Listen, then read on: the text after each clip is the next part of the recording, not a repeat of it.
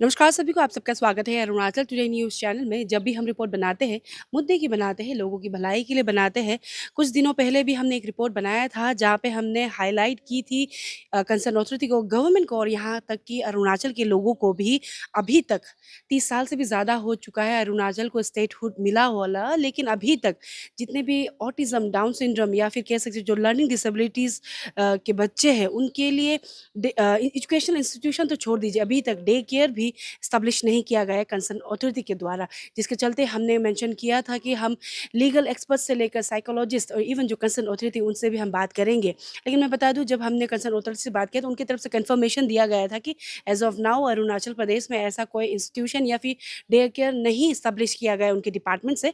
लेकिन living that उनकी तरफ से एक एश्योरेंस हमें दिया गया हमारे चैनल में कि आने वाले समय में वो देखेंगे कि वो इनिशिएटिव ले, वो अच्छी बात है। लेकिन आज के दिन में हम ये रिपोर्ट इसलिए बना रहे हैं ताकि हम आज जो लीगल एक्सपर्ट और कह सकते हैं one of the renowned human right activist and साथ ही साथ जो एडवोकेट भी है, इवो मिले जी, उनसे मिलेंगे और उनसे सीधे जानेंगे कि इन बच्चों के लिए गवर्नमेंट ऑफ इंडिया की तरह कॉन्स्टिट्यूशन कुछ राइट है कि नहीं। क्योंकि जैसे मैंने कहा कि राइट टू एजुकेशन एक्ट 2009 संविधान में है, कॉन्स्टिट्यूशन में, ये लागू होता है कि नहीं उनके लिए, और स्टेट गवर्नमेंट का क्या रोल रहता है और साथ ही साथ कंसर्न डिपार्टमेंट का। तो चलिए सीधे उनसे मिलते हैं और उनसे ही सीधे जानते हैं कि एग्जैक्टली लीगल एस्पेक्ट्स में क्या-क्या रहता है। तो बने रहिए।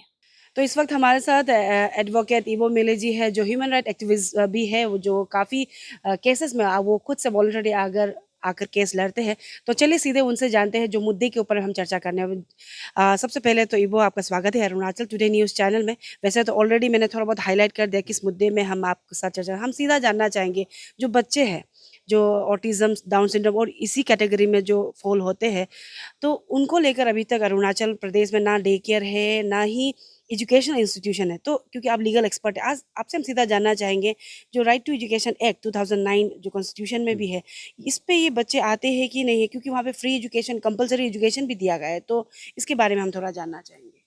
जी, आपने जो कोट किया है राइट टू एजुकेशन, ये right of children for free education है, तो 2009 का।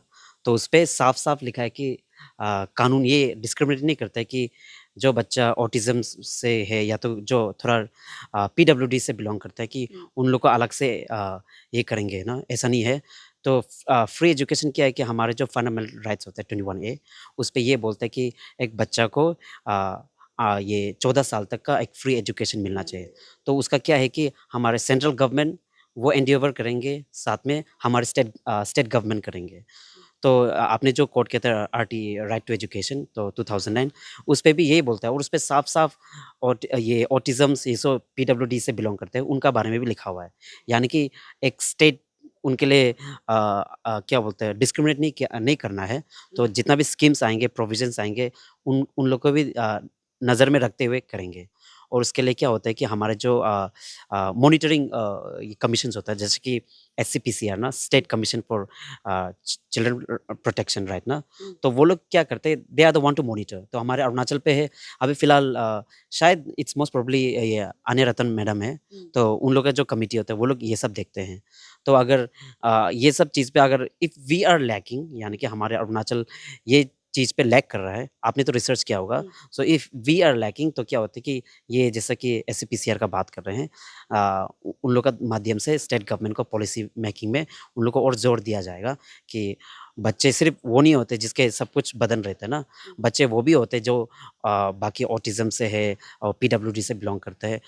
वो लोग भी equally same as an Indian उतना ही उनका हक बनता है एक एजुकेशन पाने का। तो उस पे आप थोड़ा क्लास पे जो प्रोविजंस होते हैं ना स्पेशल केयर, डे केयर जैसा वो अगर ये स्टेट का काम होता है कि लाना क्योंकि ये एक अभी फंडामेंटल राइट्स हो गया। पहले क्या था कि इट वाज़ डायरेक्ट स्टेट्स का पॉलिसी था, एक डायरेक्टिव प्रिंसिपल स्टेट पॉलिसी था, हुँ, तो it was not a fundamental rights. बाद में 21 ए को लगाया गया है हुँ, अमेंडमेंट करके, तब जाके ये जो राइट टू एजुकेशन ना ये एक क्या बोलते हैं फंडामेंटल राइट हो गया। एक इंडिविजुअल का अपना हाँ, राइट तो बोल इट्स सकते नॉट हैं। An option okay. यानी कि हमारे स्टेट का पास ऑप्शन नहीं है, you will have to follow it. और आई गेस आप शॉक भी नहीं होंगे कि as of now Arunachal Pradesh में 37 इयर्स होने का स्टेटहुड मिलने के जी। बाद भी, लेकिन एज़ ऑफ नाउ अभी तक till that director of Sachita की तरफ से भी हमें कंफर्मेशन दिया गया। डे केयर तो मतलब एजुकेशनल इंस्टीट्यूशन तो छोड़ दीजिए, डे केयर भी नहीं है ऐसे बच्चों के लिए, जिसको लेकर हमने गवर्नमेंट को हाईलाइट किया अभी, क्योंकि आप लीगल एक्सपर्ट है तो आपसे हमने पूछा और आपने क्लियर कर दिया है कि हर एक बच्चों का राइट बनता है, नो मैटर वो डिस्क्रिमिनेशन नहीं कर सकते, नो मैटर वो कैसा भी फिजिकली एबल हो ना हो, स्पेशली एबल क्यों ना हो, उनको सभी को कंपलसरी एजुकेशन देना चाहिए। और ये एक ड्यूटी रिस्पॉन्सिबिलिटी बनता है गवर्नमेंट का और जो कंसर्न अथॉरिटी का। और क्योंकि वो आपने देखा होगा कि यहाँ पे भी अभी नंबर्स ऑफ ये इस तरीके के बच्चे बढ़ते जा रहे हैं और डिस्क्रिमिनेशन नहीं करना चाहिए, लेकिन यहाँ पे नहीं है, इसीलिए हम भी मजबूर हो गए कि हम कंसर्न अथॉरिटी को ये मुद्दा उठाएं, क्योंकि आप सोशल एक्टिविस्ट ह्यूमन राइट्स को लेकर भी आप करते हैं। तो एज ऑफ नाउ नहीं है, जैसे मैंने हाईलाइट कर दिया, मैंने भी रिसर्च किया। तो इसके ऊपर में क्या कहना होगा कि आफ्टर 37 ईयर्स ऑफ स्टेटहुड अभी तक नहीं है, as a human right activist आपको क्या कहना होगा इसके ऊपर? इस पे तो ये यही कहूँगा कि ये हमारे जो स्टेट गवर्नमेंट का फेलियर है कि मोर देन 30 इयर्स हो गया है जब स्टेट बना है ना, तो स्टेट को एम्पावर किया जाता है।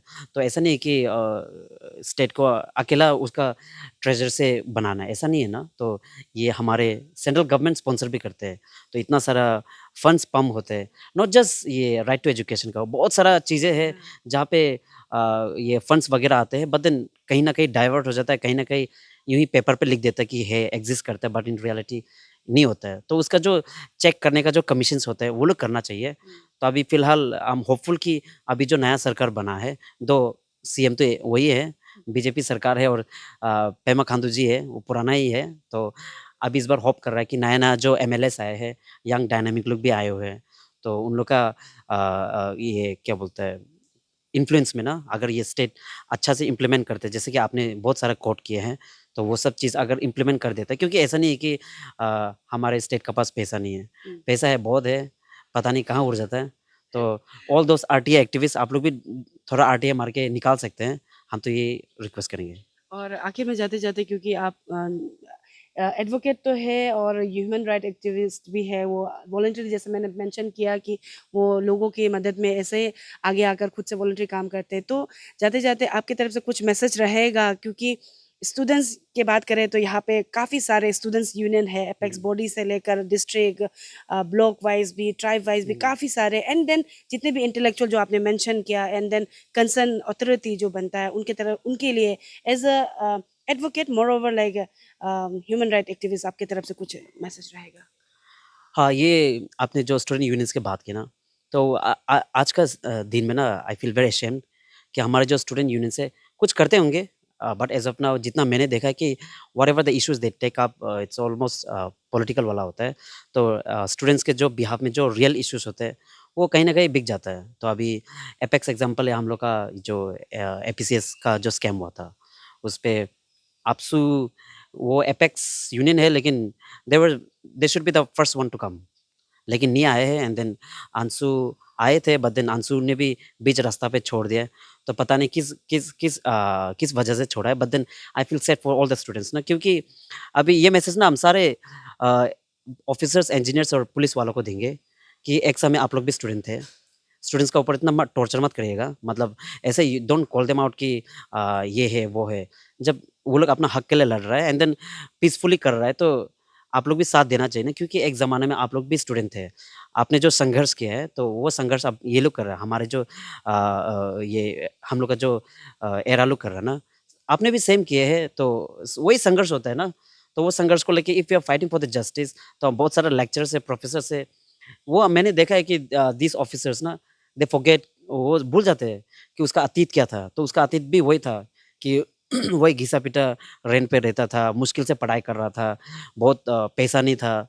तो जब आप इतना प्रिविलेज्ड पोज़ीशन पे आप अपना अतीत को नहीं भूलना चाहिए। जब students they are genuinely fighting ना अगर चलो बाकी स्टूडेंट यूनियंस होते हैं वो अगर जेन्युइनली लड़ रहा है या नहीं लड़ रहा है if it is a political और नॉन पॉलिटिकल इश्यूज़ लेकिन if it's benefits the student mass तो ऐसा पे आप लोग ना ऑब्स्टिकल नहीं बनना चाहिए इंस्टेड आप लोग एक माध्यम बनना चाहिए।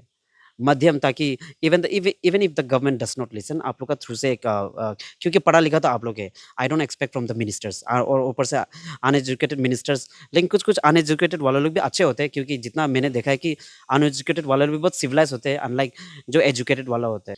तो anyway what I am saying is कि जब भी स्टूडेंट यूनियंस जब ऐसा हक के लिए लड़ता है एंड इफ इट्स जेन्युइन ना, आप लोग कभी ऑब्स्टेकल मत बनिएगा। This would be my prayer to all the officers ना, जो प्रिविलेज पोर्शन पे, and all the ministers as well. और जैसा कि आपने बोला कि डिसेबिलिटीज़ को लेके और जो स्टूडेंट्स ऑटिज़म्स को लेके जूझ रहे हैं ना, उन लोग को भी हक बनता है, और उन लोग का जो फंड्स आता है तो सही तरह से यूज़ करने से, and all to the monitoring committees जो स्टेट्स के हैं, विमेन एंड चाइल्ड का, उन लोग को भी रिक्वेस्ट करेंगे कि आप लोग और जोर डालिएगा, ताकि और अच्छा-अच्छा पॉलिसीज़ बना सके हमारे state government. Thank you so much hmm, हमारे साथ जुड़ने के लिए हुँ, और लीगली क्या है और लोगों को बताने के लिए, और साथ ही साथ आई गेस कंसर्न हुँ, डिपार्टमेंट भी आपके बात सुनेंगे होंगे। हुँ, तो जाते-जाते जैसे इबो ने बताया, जो लीगल एक्सपर्ट है, कि सब बच्चे बराबर है कानून के आगे, संविधान के आगे। तो आई गेस हमारे अरुणाचल के जो कंसर्न अथॉरिटी है और जो साथ ही साथ गवर्नमेंट ऑफ अरुणाचल प्रदेश, चलो जो जो हुआ, सो गया, लेकिन आने वाले समय में हम एक्सपेक्ट करेंगे कि गवर्नमेंट की तरफ से और साथ ही साथ कंसर्न डिपार्टमेंट की तरफ से इनिशिएटिव लिया जाएगा और इन बच्चों के लिए भी एक प्रॉपर इंस्टीट्यूशन या फिर डे केयर खुला जाएगा। और साथ ही मैं बता दूं, जैसे अभी हमने लीगल एक्सपर्ट इबो मिली से इंटरव्यू लिया, इसी तरीके से जो कंसर्न अथॉरिटीज़ है, जो जैसे इन्होंने मेंशन किया, जो स्टेट प्रोटेक्शन ऑफ चाइल्ड हाँ, हाँ। ना, उनसे, उनके जो मेंबर्स हैं या फिर अथॉरिटी, उनसे भी हम सवाल करेंगे। और इसी तरीके से ये मुद्दे को लेकर हम लगातार रिपोर्ट बनाएंगे जब तक इन बच्चों के लिए एक प्रॉपर इंस्टीट्यूशन या फिर डे केयर कंसर्न अथॉरिटी की तरफ से इनिशिएटिव नहीं किया जाता है। तो हमारे साथ बने रहिए।